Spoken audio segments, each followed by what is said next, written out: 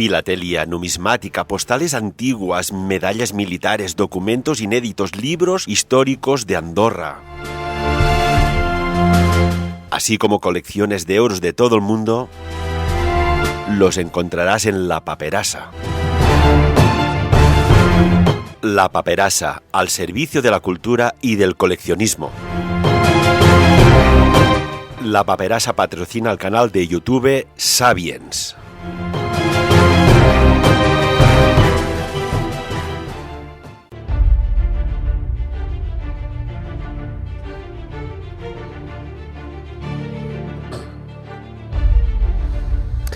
Y saludamos a un hombre que lleva una camiseta muy extraña.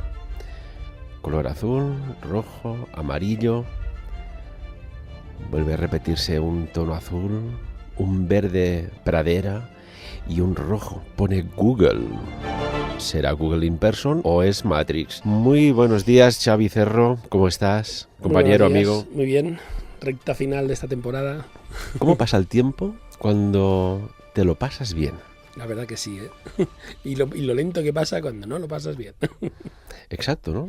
Un día podríamos hacer ¿qué sucede con el tiempo cuando tu mente no te pide caña? Cuando tu corazón ya no late como debería latir. Cuando tu espiritualidad ha perdido la fe. Y cuando tu cuerpo orgánico empieza a desfallecer. Vaya. Pero no hablaremos de esto hoy, Xavi. Vamos a hablar de la libertad, al menos en este primer tramo del programa, porque después, si te parece, durante toda la temporada te he puesto fragmentos de películas y hoy vamos a hacer una recopilación muy bonita de estos fragmentos de alto contenido que me gustaría que analizaras en este penúltimo más un programa. Y tanto. ¿Te parece? Me recuerdas a Ángel Nieto con el 12 más 1. Bueno, tú sabes que hay leyes universales que te permiten decir y otras que te permiten decir recombinando ciertos elementos. Porque cuántas veces, y supongo que nuestros amigos y amigas, y creo que hablo por boca de muchos de ellos, cuando dices la palabra última, la última bajada de esquí, fractura. La última copa, accidente. Siempre es la penúltima. Si dices la penúltima más uno, ya es la última. Lo que pasa igual que esa penúltima copa sí que es la que te hace tener el accidente. Cuando dices, no, la penúltima, siempre hay una más. Bueno, yo hoy, la verdad que sí, como último programa, tengo curiosidad ahora por los fragmentos que me vas a poner después.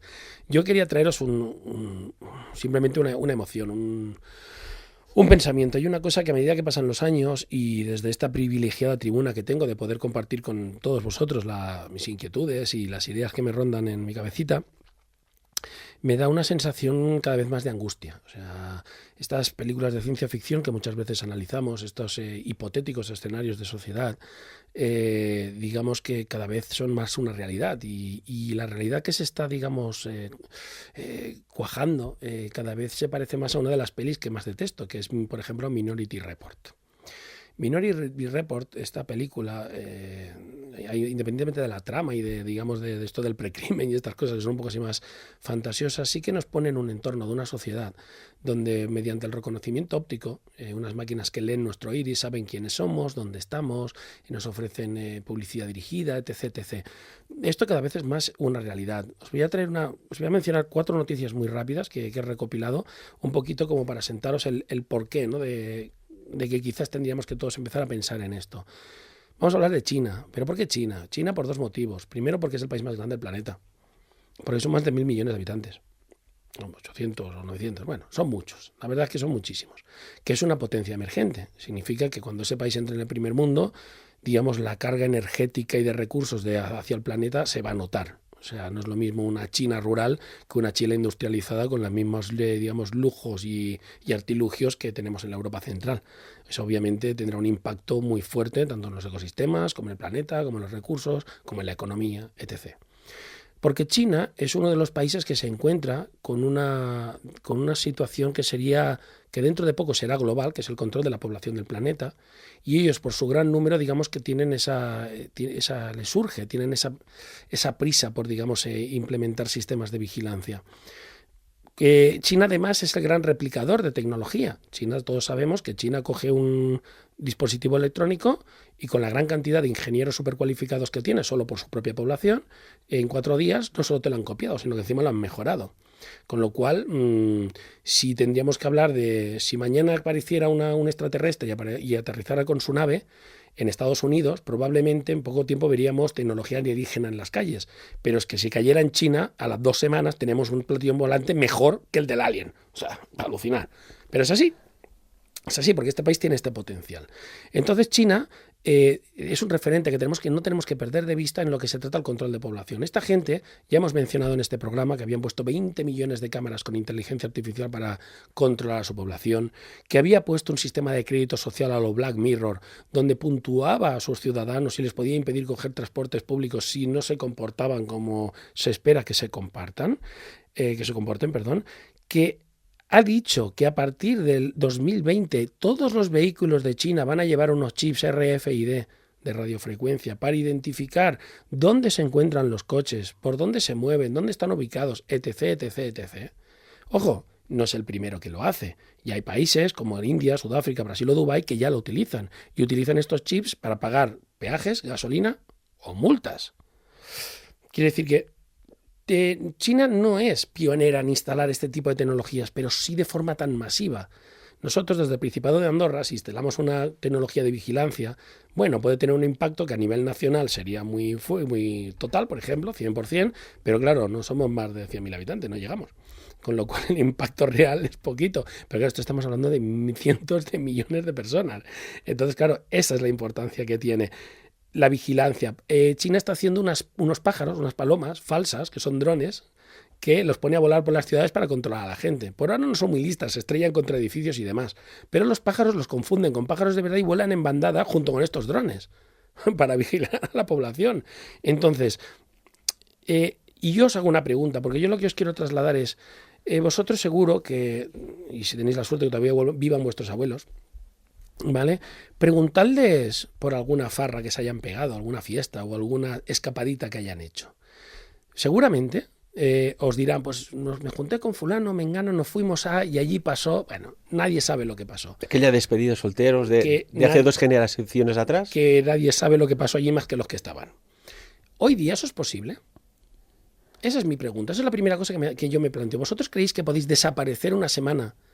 Decir, me voy a tomar una semanita de descanso y no dejar absolutamente ningún rastro digital. La era actual, la era de la información, la era de la cuantificación, nos está llevando a una pérdida drástica, rápida y ostensible de nuestras libertades individuales. Y la gente no es consciente, nos lo están vendiendo como algo bueno y es algo malo. Otra noticia de hace poco, Walmart. Walmart es el gran distribuidor norteamericano, como si fueran las tiendas más comunes, ¿no? Va a implantar un sistema de audiovigilancia para monitorizar a sus empleados con el fin de, la parte buena, dicen, es saber si la conversación que tienes con el cliente, si hay muchos, por el audio, el sistema inteligente determinará si vas muy rápido, si hay mucha gente haciendo cola, no, para abrir más cajas y para vigilar a sus empleados. Hombre, Xavi, ¿tú sabes lo bueno que sería que se acabara de una vez por todas la rumorología? O sea, que es la peor enfermedad que tiene una empresa, ¿no? Hombre, sí, pero bueno. Mirándolo por el lado positivo. Si estás en una empresa hasta ahora estábamos acostumbrados a que haya una vigilancia pasiva, ¿vale? Pasiva. Es decir, hay una cámara en un sitio, si no quieres la puedes llegar a esquivar.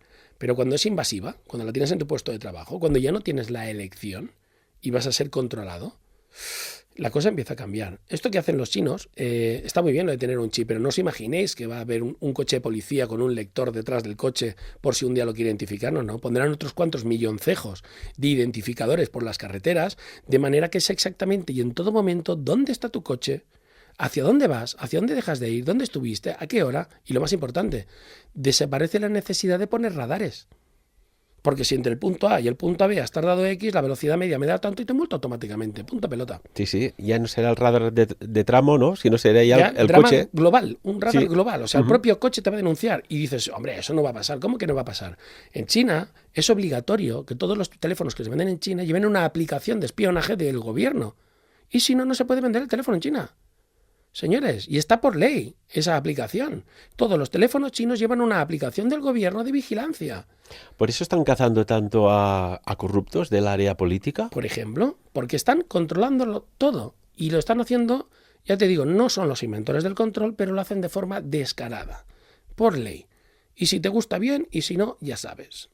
Entonces, cuando veas las barbas de tu vecino afeitar, y todos sabéis cómo sigue el refrán, va a renunciar los países, claro, es que China no es un país de libertades, es un país comunista, sí, sí, ríete, todo lo que tú quieras. Pero todos sabemos, y veis los escándalos que ha habido con el tema del proyecto PRISM de los Estados Unidos, los pollos que ha habido con la NSA, los espionajes de Estados Unidos a los móviles de la Merkel y compañía. ¿Acaso pensáis que Occidente no quiere controlar a la gente que vive en sus territorios? Por supuesto que sí. Lo de las escuchas de ATT de Estados Unidos, eso está ahí. Solo que estos señores lo hacen de forma descarada. Y los siguientes somos nosotros. Y lo que realmente no sabemos es hasta qué punto nos están controlando. Entonces, estas vacaciones, este veranito, que espero descanséis, yo por desgracia no tengo vacaciones este año, tengo actualización del sistema, aquellos que tengáis ese ratito para pensar, para estar en la playa allí con vuestro móvil, whatsappeando, jugando al Candy Crush, si todavía se juega ese juego, no lo sé, pensad por un momento realmente hasta dónde llegan vuestras libertades. Realmente, en el mundo occidental, obviamente, vamos a hablar del primer mundo, ¿no? Tenemos todos un trabajo, somos más o menos esclavos de él, algunos tienen más fortuna, otros menos. Llegan las vacaciones, como borregos elegimos unos destinos ya predeterminados. Realmente tus opciones están limitadas muchas veces por obviamente tu poder adquisitivo, pero digamos que también por la originalidad de la oferta, es decir, todo el mundo a playa. Pues no sé, a lo mejor te lo pasas mejor, yo qué sé, en otro sitio, no sé, ¿no? La cuestión de libertad es, cuando hablas de libertad, hablas de elección. ¿Vale? Ese tramo, ese trozo que siempre me acuerdo, ¿no? De Matrix con el arquitecto, ¿no? Que dice, no, la cuestión es la elección. La elección, la libertad, se trata de que tú tendrías que poder elegir libremente entre una serie de opciones. Pero ¿qué pasa cuando las opciones están restringidas? ¿Qué pasa cuando solo te doy a elegir entre la pastilla azul y la pastilla roja? Y no hay pastilla verde. Ya para empezar tendríamos que pensar esto. ¿Cuánta capacidad de opción y de elección tenemos realmente? Dada nuestra situación social, nuestra clase social, nuestro poder adquisitivo, ¿realmente tenemos un abanico tan amplio de opciones de elección? ¿O ya están restringidas prácticamente a pastilla roja, pastilla azul y no hay más? Xavi, decía Platón que la libertad está en ser dueños de nuestra propia vida. ¿La tecnología nos alejará de esta libertad o simplemente habrá un control porque hay un rastro de lo que has visto, lo que has leído, lo que has escuchado? Yo creo que nos la va a robar por completo y de hecho nos lo está haciendo muy poquito a poco. Publicidad dirigida. Os voy a poner dos ejemplos reales. Si tú te vas a Facebook y abres un perfil y le pones de nombre Pato Donald, tranquilo que en menos de una semana te está ofreciendo contactos y amistades de gente que conoces. Probando, es así. ¿Cómo? Bueno, os lo podría explicar, pero es así. Significa que, aunque pongamos Pato Donald, aunque falsifiquemos nuestros datos, ellos son capaces, a través de los metadatos y la información que obtienen de nuestros equipos, de más o menos saber quiénes somos, dónde vivimos y a quién podríamos conocer. Esto es real, es así. O sea, no tiene más historia. La metadatos están para esto. Entonces, si esa libertad no está desvaneciendo, si vosotros visitáis dos páginas web, que decía, hay dos ejemplos, empezaréis a recibir publicidad sobre aquello que habéis visitado. Es decir, si visitáis una web donde vais a buscar recambios de caravanas, tranquilos que todos los mails que recibiréis, todos los banners de las páginas web que visitaréis a continuación, pondrán cosas de vuestro interés. ¿Esto supone un problema? ¿Esto Para es mí pérdida sí. de libertad? Para mí sí, porque si yo solo como... yo me voy a un sitio, vamos a poner un ejemplo muy simplificado. Yo me voy a un sitio y tengo para comer ensalada de macarrones, ¿vale? Y toda la publicidad y todo lo que me hace llegar es para variedades de macarrones y variedades de ensaladas. ¿Cuándo comeré pollo? Nunca. ¿Cuándo conoceré la existencia del pollo? Nunca.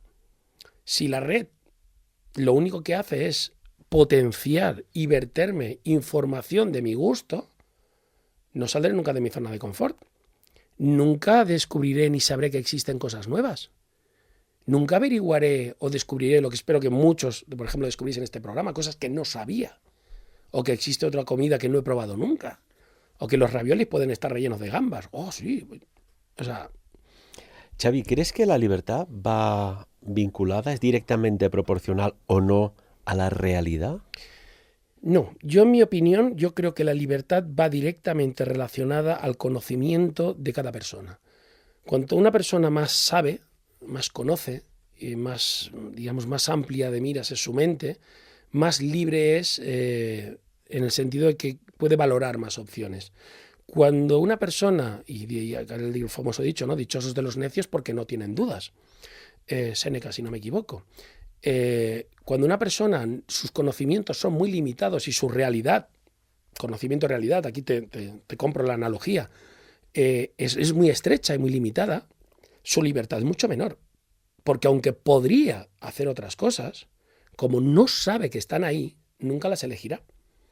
Por lo tanto, yo pienso que esto que hablamos, por ejemplo, hace unos programas de que podría ser, que hay estudios que dicen que tanta tecnología nos está idiotizando y que ya no somos tan listos como hace 40 o 50 años, el entregarnos libremente y plácidamente, como digamos, derrotados, ¿no? Porque para mí es como estar derrotado, a las redes mundiales y simplemente empaparnos de lo que ellas nos quieren mandar, es dejar que nos programen, dejar que nos dirijan.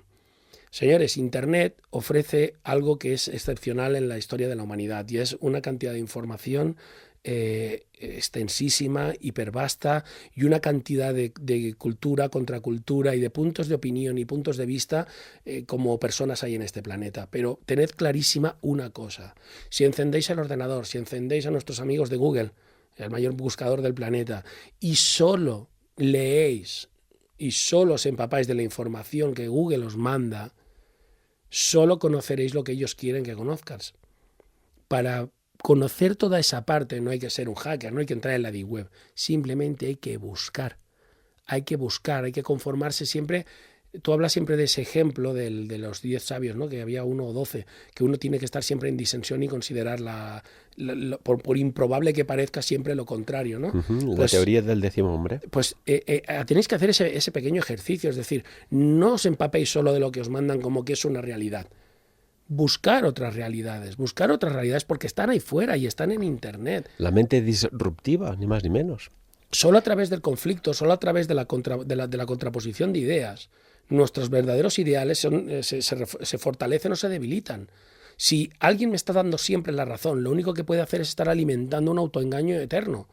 Cuando alguien me lleva a la contraria y me dice que no tengo razón, y yo discuto con él, solo pueden pasar dos cosas: o que me reafirmo en mi forma de pensar, o que dudo de ella y la reformulo. El pensamiento crítico, esta palabra, pensamiento crítico, ahora me he puesto muy filosófico, todo minutos. Hombre, Xavi, yo hace muchos años que nos conocemos, muchos, y ya te dije en la primera conversa que creo que sí, que estabas en tu profesión, porque eres un gran informático y solventas muchos problemas tecnológicos, pero que tu carrera era ser abogado. Porque he estado en conversas con gente muy calificada escuchándote y poca broma. Gracias. Pero bueno. Es verdad. Oye, una cosa. Déjame ver la frase. El pensamiento crítico, chicos. O sea, pensar una cosa. La información que se nos vierte está manipulada, está hecha por alguien, ¿vale? Alguien redacta esa información. Y pueden ser muchas fuentes, con mayor o menor profesionalidad, con mayor o menor interés, pero desde la Wikipedia, que puede parecer como muy neutra y muy, ¿vale? Y muy anodina, hasta un diario de prensa electrónico, siempre hay un punto de vista sobre la información. El ser humano es incapaz de ser objetivo, porque las realidades nosotros solo podemos describirlas bajo nuestro punto de vista subjetivo. Y eso es no diría un defecto, es algo intrínseco al ser humano.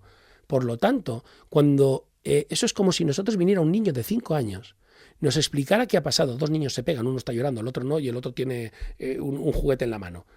Y automáticamente un niño nos cuenta una historia y le creemos directamente, sin preguntarnos nada más. ¿Es que no lo haríais? Es que diríais, no, son niños y el del juguete me va a contar una cosa y el que llora me va a contar otra. Y yo, que soy el adulto, decidiré con la información de los dos por dónde van los tiros. Pues no lo olvidéis, no lo olvidéis, esto que acabo de decir, no lo olvidéis. Todo aquel que es padre, todo aquel que tiene sobrinos, en algún momento de su vida tiene que hacer esto. Tiene que recibir 2 inputs de información o más y tiene que decidir cuál es la más veraz o dónde se encuentra la verdad. Y estos son 2 niños que se han pegado en el parque. Y no hay más interés que un juguetito. Imaginaros cuando lo que nos estamos repartiendo o lo que le quita el uno al otro no es un juguete, es una región, es unos pozos de petróleo, es un... Imaginaros hasta qué punto puede llegar eso. Por lo tanto, no perdáis de vista nunca esto. Sed críticos, investigad, no os conforméis con la información que os lanza la red, porque si no, lo único que conseguiréis es que os aborreguen de por vida. Y perdonadme que sea tan duro, pero todo lo que yo os cuento aquí no es porque yo sepa más que vosotros, simplemente hurgo un poquito más. Es simplemente eso. Si vosotros hurgarais, sabríais tanto o más que yo de las cosas que aquí se hablan. Qué gran reflexión, Xavi. Espero que tomemos nota todos, que no olvidemos qué somos, dónde vamos, qué podemos hacer y sobre todo encontrar aquella respuesta, ¿no? No por qué estamos aquí, sino para qué estamos aquí, para qué se nos dio una vida. Porque si no, hablabas antes de Séneca, un gran filósofo que más o menos vivió la época de Jesús de Nazaret. Fíjate qué cosas, aquellos tiempos, qué grandes comunicadores nacieron, que decía, hace falta toda una vida para aprender a vivir. Ojo, ¿eh? Y recuerdo un profesor que tuve hace mucho tiempo, más que profesor fue un maestro sabio. Dijo, estad aprendiendo durante toda vuestra vida hasta que os quiten los tubos en la UCI. Y me quedé con la copla. No recuerdo casi de nada de la materia que explicó, pero aquello nos quedó. Han pasado décadas y a veces nos encontramos antiguos alumnos y, oye, aquello que dijo, qué razón tenía. Xavi, te voy a poner fragmentos de textos, de películas, de reflexiones y me gustaría en este penúltimo más un programa que nos des tu análisis, que seguro que ayudará a muchísimas personas. Adelante. ¿Sí? Vamos allá. ¿Qué es la realidad? El hippie. ¿El universo visible? Supongo que esa respuesta valdría en la clase de física, pero esto es neurociencia. ¿Quién es capaz de darme una respuesta relacionada con el cerebro? La de la camiseta irónica. La realidad es exactamente lo que vemos y oímos, y no con lo que fantaseamos o soñamos o con lo que podríamos alucinar. Ah, alucinaciones. Esa respuesta la habría esperado del hippie. Sexo, drogas y rock and roll, ¿verdad? Bien, escuchen algo que seguro les va a alterar la conciencia. La realidad es producto de la imaginación. ¿Quién de ustedes no se ha despertado sin aliento por una pesadilla y se ha dicho, oh Dios, solo era un sueño?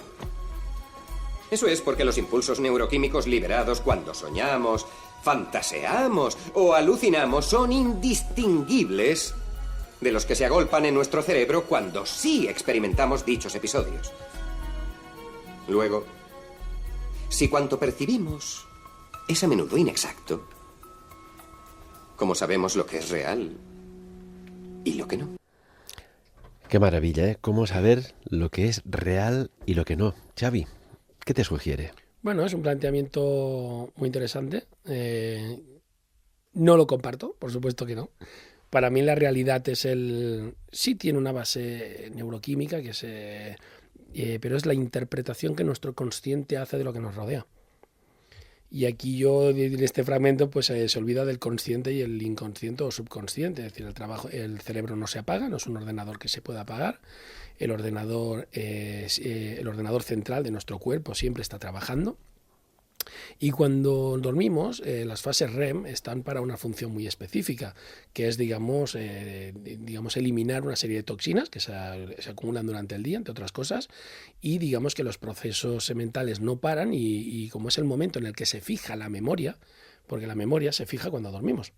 O sea, me acordaré, pues vete a dormir pronto porque así te acordarás. Como no duermas en 3 días, aparte de que te puedes morir por falta de sueño, era una tortura de la Inquisición, de hecho, matar a la gente por falta de sueño, eres incapaz de fijar conocimientos. Entonces, cuando vamos faltos de sueño o dormimos poco, o aquellos que somos trasnochadores, pues durante el periodo de despertarse nos cuesta mucho más procesar. Y estás como más pesado y todo te cuesta, tareas sencillas te cuestan más. ¿Por qué? Porque el cerebro necesita también estar descansado. El cerebro es una parte más del organismo, hay que alimentarla, no solo con alimentos, sino con conocimientos, porque si no hay ese alimento, no funciona. Pero bueno, respondiendo a la pregunta que me has hecho, para mí la realidad es el procesamiento consciente de los estímulos que se reciben en el cerebro mientras estamos conscientes. La parte del subconsciente no, para mí no es, aparte de que está muy inexplorada todavía hoy día, o sea, está como un charter, ¿no? Para mí no es realidad. Hombre, Xavi, son datos y tú que estás en el campo de la informática te lo diré en bits. El consciente, fíjate la proporción, el consciente opera 40 bits por segundo. Los datos, todo. El subconsciente 40 millones de bits por segundo. La pregunta es, ¿utilizamos el cerebro al 100%? No me cabe duda. Pero ¿y su potencial? Es como tener un Ferrari, ¿no? Tener un Ferrari y no poder manchar a fondo porque hay unos límites de velocidad. Escucha esto, Xavi. Se dice que solo usamos el 10% de nuestra capacidad cerebral, pero... ¿y si hubiera una forma de acceder al 100% de nuestro cerebro? ¿De qué seríamos capaces?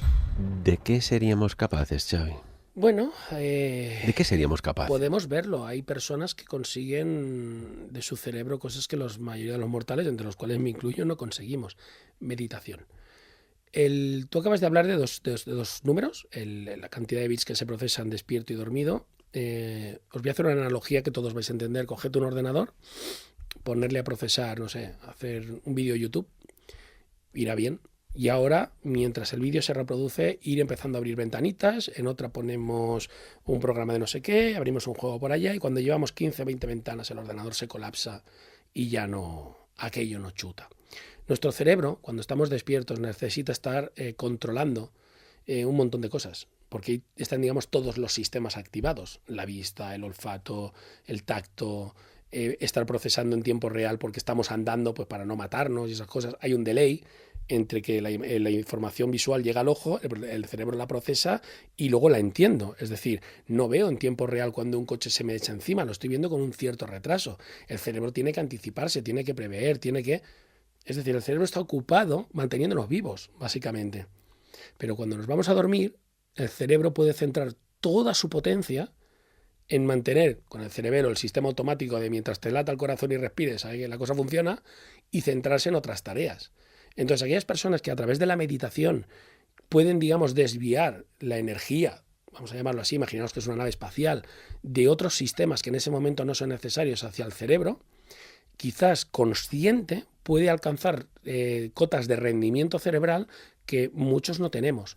Por lo tanto, el ejercicio sería pues un poquito ese, ¿no? Cómo trabajar para nosotros de forma consciente, regular ese rendimiento desconectando partes de nuestro cuerpo que en ese momento no son necesarias. Y yo esa es la analogía que veo. Claro, el potencial, biológicamente estamos muy limitados, porque ya os digo, conscientes y despiertos, el cuerpo, su principal prioridad es la autoconservación y por lo tanto mantenernos vivos, pero si de forma consciente pudiéramos estar, como salen muchas películas, ¿no? Esa persona que se pone a meditar y de repente entra en un estado de profunda comprensión del universo y es capaz de lucurar, de pensar, de crear o incluso de tener poderes. O sea... Hablas de meditar y me viene a la cabeza pues lo que hemos seguido estos días todos pendientes de estos 12 niños, adolescentes, preadolescentes incluso podríamos decir, que entraron en aquella cueva, inconsciente el profesor de entrar en una cueva sabiendo que vienen monzones y sube el nivel del agua interna, pero bueno, más allá le vamos a dar un aplauso al profesor porque este profesor entrenador, este coach en estado puro, les aplicó meditación budista para controlar la ansiedad, el estrés que se estaba generando en la oscuridad, en aquella cueva, sabiendo que quizás lo último que oiría son voces en la oscuridad. Y se aplicó esta meditación budista tan sumamente interesante, saber meditar y hacerlo bien, que les borró la angustia, la ansiedad, el estrés, y estaban pacientemente esperando ser rescatados. Xavi, seguimos que aún... Déjame yo hacer un inciso aquí. Cuenta. En todas las películas, en todos los libros, en todas las ficciones que el ser humano escribe, el estado anímico y espiritual de todo equipo de héroes es fundamental. Y en todas aquellas películas donde siempre hay una misión militar, expedicionaria, de algún tipo, de alguien que investiga, tal, pasa dificultades, siempre hay una figura, muchas veces es una figura religiosa, que es la que aporta la fortaleza espiritual para que el ser humano, digamos, haga frente a las adversidades. Entonces, lo que ha pasado en esta cueva, y gracias a que este señor, pues que había sido monje budista, es demostrarnos una vez más que el poder de la mente, cuando no perdemos el control, cuando tenemos autocontrol de nuestro cuerpo, de nuestros pensamientos, nos puede hacer, digamos, hacer hazañas fuera de lo que sería comprensible. Pero toda la filmografía y todos los, digamos, recurren siempre a este elemento, porque saben que es fundamental. Si el ser humano pierde el espíritu, si pierde la fe en lo que está haciendo, no somos nada. En las guerras lo saben los mandos militares, que si se pierde la motivación, se pierde, aunque tengas las mejores armas del mundo. Esto pasó en el asedio de Stalingrado y crearon los soviéticos, la policía política, la figura de un real, además, de Vasily Grigorevich, un francotirador. Necesitaban un héroe ante la invasión nazi, pero los héroes siempre han estado, ¿no? En todas partes, en el Álamo, Davy Crockett, etcétera, etcétera, etcétera. Xavi, ¿seguimos? Esto te encantará. Amigos y amigas, atención. ¿Conquistarán el mundo los robots? La complejidad de la máquina superará la complejidad del cerebro humano. ¿Conseguirá el progreso científico que el ser humano quede obsoleto? Después de ver los robots de Asimov, no volvimos a pensar lo mismo de ellos. El legendario autor de ciencia ficción Isaac Asimov plantea una pregunta sobre el futuro de la humanidad. ¿Son los robots la clave del progreso humano o el fin de nuestra especie? El mañana comienza cuando la imaginación se dispara. Es un destello de intuición que derriba las limitaciones del ayer e inspira tecnologías para crear nuevos mundos. Soy Ridley Scott y estos son los profetas de la ciencia ficción. Profetas de la ciencia ficción. Xavi, la ciencia ficción que resulta que ya, creo yo, a día de hoy, en estos tiempos, ya va por detrás de la realidad del presente. Repito la pregunta, ¿el humano quedará obsoleto? Y si queda obsoleto, ¿qué sucede? Bueno, ¿qué sucede? Obviamente no vale ni pensarlo. Este fragmento, a mí lo que me sugiere es el enorme potencial que tiene la robótica y la inteligencia artificial. Se habla de ciencia ficción. Ciencia ficción, a diferencia de fantasía o fantasía épica como género, hace referencia a un género literario o cinematográfico donde se plantean historias más o menos reales, pero que todas tienen una base científica. Por eso es ciencia ficción, es decir, supone que hemos conseguido pues el motor de curvatura, como en Star Trek, o que tenemos rayos de plasma, que son cosas que no tenemos, pero que no son una fantasía. No es una varita mágica que hace crecer polifemos con espadas de fuego, que eso científicamente pues dices, va a ser que no, eso ya es magia. Aunque muchas veces la magia es esa ciencia que no entendemos, eso es un recurso también que sale en mucha filmografía. Los robots, para mí, hoy día, tienen potencial para ser las dos cosas que nuestro queridísimo Asimov dice. ¿Por qué? Porque todo depende de qué grado de desarrollo le apartemos nosotros a la inteligencia artificial y por ende a los robots, y lo más importante, los accidentes. En toda investigación científica siempre hay una cosa que nos ha determinado, que es el ensayo y error. O sea, el ser humano no es un Nikola Tesla de tengo el diseño en mi cabeza, lo hago, lo construyo y funciona a la primera. No, eso lo hacían pues algún ilumina como él y pocos más.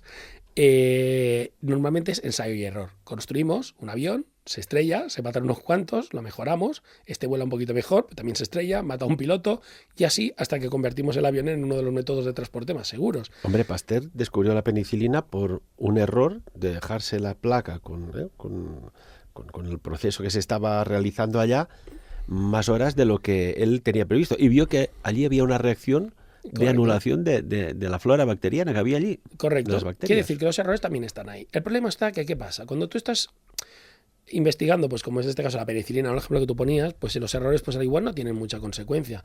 Pero si estás investigando un nuevo virus, puede haber una consecuencia un poquito nefasta. Si estás investigando sobre energía atómica o nuclear, también puede haber accidentes un poquito chungos. Y si estás investigando sobre inteligencia artificial, y aquí siempre lo he dicho, en la humanidad, esa respuesta tendremos el día, y yo creo que no es muy lejano, en el que una inteligencia artificial por sí misma y ella sola, no porque esté programada, diga yo soy, y lo que venga a continuación determinará si la IA es un instrumento, un esclavo.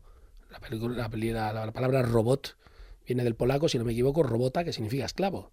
Un esclavo de la humanidad que nos ayudará a ir a las estrellas y serán nuestros asistentes y serán nuestros fieles compañeros, anteponiendo su integridad o sea, la nuestra a la suya y cumpliendo las leyes de la robótica hipotéticas de Asimov, etc., o se convierta en un competidor que llegue a la conclusión de que la misma pregunta que nos hacemos nosotros, que llegue a la conclusión de que es el nuevo estado evolutivo del planeta y que ya no hacemos falta.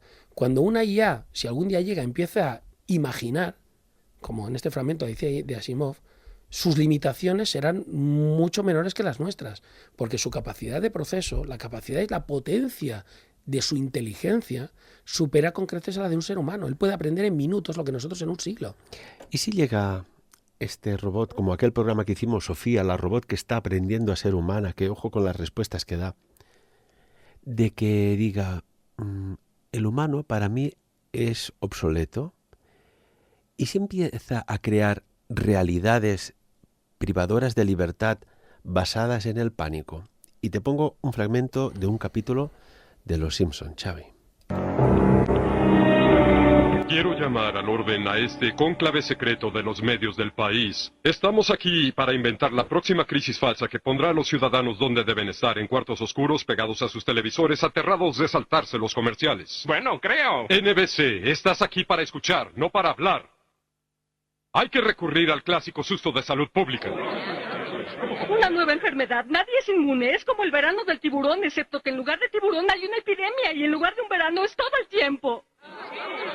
Detesto ser el sujeto que mata todo lo que los demás aman. Le encanta ser ese hombre. Pero, Janice, tenemos normas. No puede ser una enfermedad inventada. Lo único ético que hay que hacer es liberar un virus mortífero entre el público. Aquí hay algo que estábamos guardando, pero no ha sido probado. Ven aquí, NBC. Bueno, ciertamente creemos en las pruebas, pero yo... ¡Wow! ¡Oh, sí! Ya tenemos nuestra enfermedad mortal. Ahora solo debemos culpar a algo que esté en todas las casas, algo a lo que el público le tenga miedo. Ya viene la influenza de gatos, amigos. El Centro para Desinformación predice que la influenza de gatos caseros podría esparcirse en el siguiente patrón hipotético de epidemias. Así que estén alerta, ese cálido cuerpo sobre su regazo podría estar listo para destruir sus tiernas entrañas. ¡No! Los habitantes de Springfield deben esperar más información si experimentan los siguientes síntomas: sed leve, hambre ocasional, cansancio por la noche.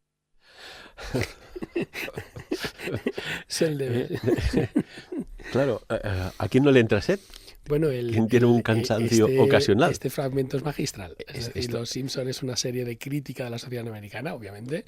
No es una serie solo para hacer reír, ni mucho menos. Y yo creo que esto es digno de un estudio de National Geographic, es decir, acaba de plasmar algo que todos sabemos en un fragmento cómico donde realmente se está viendo cómo se manipula el mundo. Obviamente, este fragmento lo que nos hace es poner el acento sobre una cuestión también a no olvidar.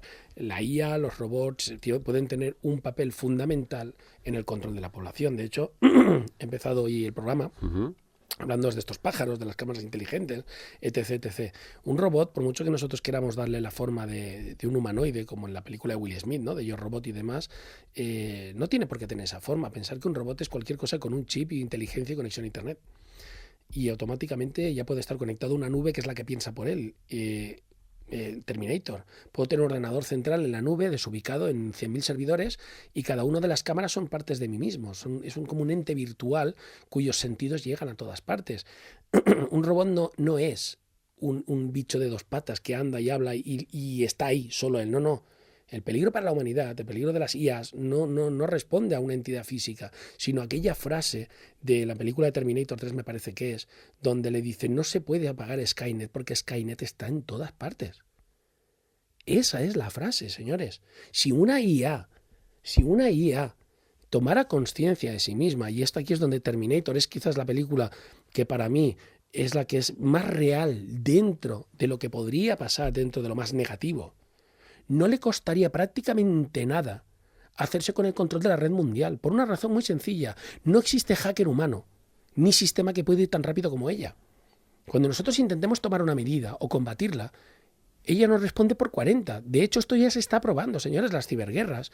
Estos superordenadores que se están, Estados Unidos y China, a ver quién la tiene más grande y se construye el superordenador más potente. Es porque en el caso de una ciberguerra, los ataques y contraataques en el ciberespacio no los realizan señores detrás de un teclado. Los realizan estos superordenadores por su propia cuenta. Tú lo lanzas al ataque y él se tiene que adaptar a los contraataques del otro superordenador, con lo cual el que lo tenga más potente, a priori puede ganar. Por eso se miden en teraflops, en no sé qué. Tú tienes 3, yo tengo 5.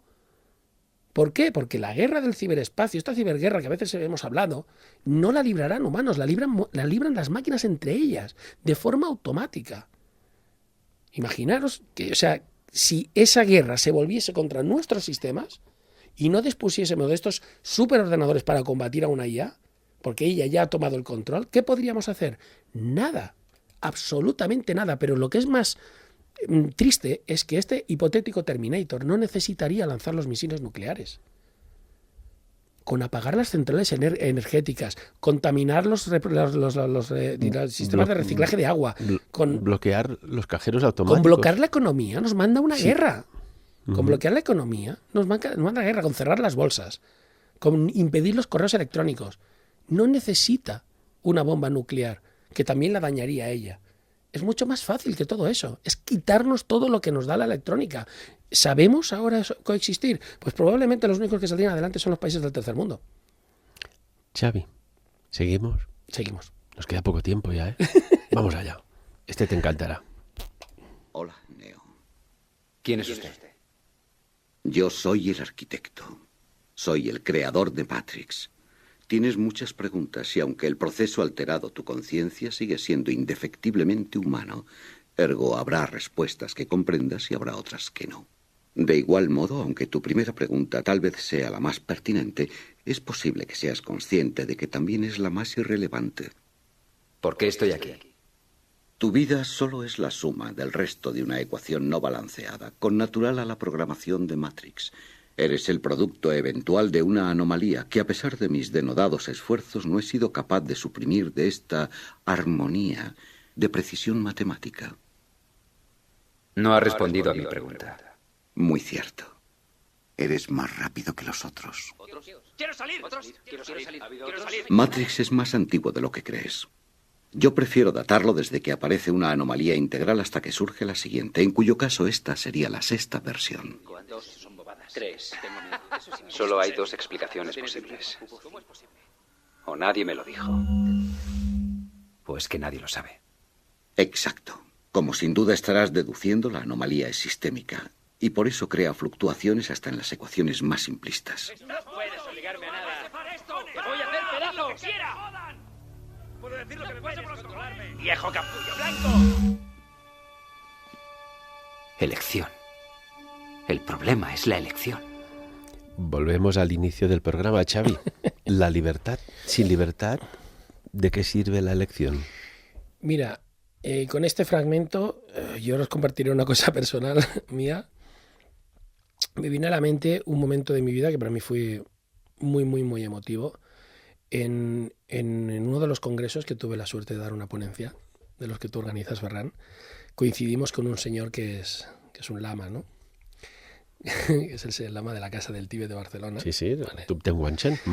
Y este hombre que escuchó mi ponencia hablando sobre la inteligencia artificial, me vino a felicitar después del congreso, o sea, después de mi ponencia. Yo me acuerdo que había mucha gente revoloteando a su alrededor, porque obviamente es una figura política y religiosa muy importante en nuestro mundo, en nuestro tiempo. Pero él se deshizo un poco de todos para venir a hablar conmigo, me dio un abrazo. Y con esa voz que solo puede tener una persona con poder, me dijo, me ha gustado mucho la ponencia que has hecho porque has mostrado a las máquinas y la inteligencia artificial como lo que realmente son, herramientas. Y una herramienta tiene que tener una función. Y si no tiene función, no es una herramienta y no la necesitas. Esa frase me ha marcado mucho. Para los tiempos de los tiempos. Y me emociono mucho. Pero me puede ver la cara ahora. Es humano muy emocionarse, Xavi. La gente que no llora se aleja mucho de su mejor versión. Es una frase que de verdad desde ese día me ha marcado mucho.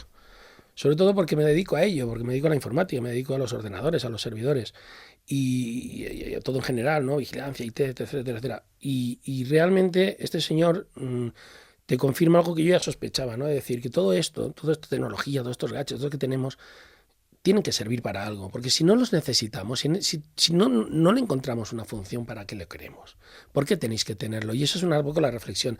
Necesito tener, y aquí podríamos enumerar una serie de artilugios, gadgets y cosas que sería interminable. Y la pregunta que nos tenemos que hacer es, ¿lo necesito? Y si la respuesta no es un rotundo sí, y para esto, no lo necesitáis, chicos, y no tenéis que alimentar a esta bestia tecnológica, que lo que quiere es alienarnos, es vendernos 50.000 millones de gadgets que no necesitamos y, lo más importante, robarnos la libertad, como decía desde el principio. Muchísimas gracias por emocionarte y por esta gran explicación. Finalizamos con estos fragmentos, Xavi. Buenos días. Hoy vamos a hablar de las lenguas romances. ¿Quieres compartirlo? Sigue sin haber indicios de un primer contacto. Las naves miden más de 450 metros de altura. Doctora Banks, soy el coronel Weber. ¿Podría traducirme esto?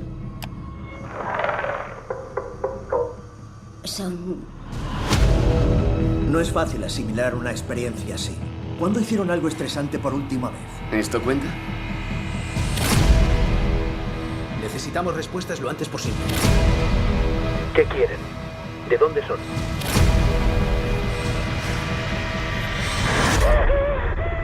Sí, eso acaba de pasar. ¿Qué pasa ahora? Ahora vienen. ¿Cuántos? Es uno de 12. Somos un mundo sin un único líder. Es imposible negociar solo con uno de nosotros. Debemos volver. No hace falta que le diga que ha corrido un gran riesgo. Una buena presentación. Todo lo que pasa depende de nosotros dos. Sé lo que... Xavi, hablábamos de la libertad de la elección y de la decisión. Imaginemos, que se ha especulado mucho sobre esto, si un día vienen pues de otros mundos, otras civilizaciones mucho más avanzadas. Total, 2000 años en el tiempo. Imaginemos ya en 20.000. ¿Cuántas cosas habrán ya superado como evolución de especie? Y resulta que esos que vienen ya no son celulares, orgánicos, que son máquinas, que han aprendido a tener conciencia de supervivencia de especie. Serían muy diferentes a nosotros. Serían como dioses hablando con hormigas, porque una máquina es inmortal. La máquina se puede reparar. La máquina puede sustituir las piezas que le faltan y la máquina no está sujeta a lo que está... Y esta película, precisamente, habla de una especie que tiene control sobre el tiempo. Puede controlar el tiempo y entonces, a través del lenguaje, se le enseña, digamos, a esta grandísima actriz, ¿no?, que interpreta a esta doctora, puede llegar un poco a ver el fluir del tiempo. Los seres biológicos tenemos un tiempo finito, no es infinito. Quizás es no una carga, yo creo que es precisamente lo que más engrandece al humano, el saber que no vamos a estar aquí eternamente, que tenemos un tiempo límite. Esto es lo que quizás la muerte le da sentido a la vida y sobre todo yo creo que tenemos como especie esa capacidad creadora tan fuerte precisamente porque tenemos el tiempo limitado. Si fuéramos inmortales, al igual nos tomaríamos todo con tanta calma que todavía estaríamos en las cavernas pintando, porque ¿para qué? Si no tengo prisa. Por lo tanto, yo, esta película, ¿no?, que habla del flujo del tiempo, y tú me hablas de estos posibles seres inmortales, no creo que tuvieran ningún interés en tratar con seres tan efímeros. Es como intentar charlar con una mosca, para cuando te piensas la respuesta ya estás hablando con la quinta generación. Es el tiempo. Es el tiempo. Es lo único que tenemos, chicos. Es lo único que tenemos. Es el único reloj que va hacia atrás, como esa película de In Time, lo que no se puede recargar, y que es finito, y que tarde o temprano se acaba. Así que empleadlo bien, porque es el único bien que tenéis. O sea, podemos ser más o menos ricos, podemos tener más o menos riquezas materiales, podemos tener más o menos suerte, pero el único contador, el único saldo que te dan de inicio y que va hacia atrás y que hay que aprovechar al máximo es el tiempo. Es lo único que tenemos. Y en radio ya no tenemos más tiempo, al menos hoy. Xavi, un placer, un honor tenerte toda una temporada aquí. Me gusta decirlo, todos los tertulianos que vienen al Sabien vienen de forma desinteresada, dejan su trabajo para compartir sus opiniones, sus experiencias, y esto os honra mucho. Bueno, para mí es de verdad un verdadero privilegio poder compartir mis ideas con todos nuestros oyentes. Os mando un gran saludo y os deseo un verano fantástico, y no olvidáis, sobre todo, que no os olvidéis de darle de comer al más importante, que es el cerebro, darle conocimiento, echarle un poquito. Tomamos nota. Muchas gracias, Xavi. Un placer, como siempre. Y aquello que decimos, hoy no lo diremos otra cosa, a tenor de lo que decías, porque sin el tiempo no existiríamos. Muchas gracias. Aprovechadlo. Los humanos se consideran únicos y basan toda su teoría de la existencia en su singularidad. El uno es su unidad de medida, pero no lo es. Todos los sistemas sociales que hemos implementado son simples bocetos. 1 más 1 igual a 2 es lo que aprendimos. Pero 1 más 1 jamás es igual a 2. De hecho, no existen números y no existen letras. Codificamos nuestra existencia para adaptarla a nuestro tamaño, para hacerla comprensible. Creamos escalas para poder olvidar de la escala inescrutable. Pero si los humanos no somos la unidad de medida y al mundo no lo gobiernan las leyes matemáticas, ¿qué gobierna todo? El tiempo le da la legitimidad a su existencia. El tiempo es la única unidad de medida. Sapiens, el programa de la neodivulgació informativa.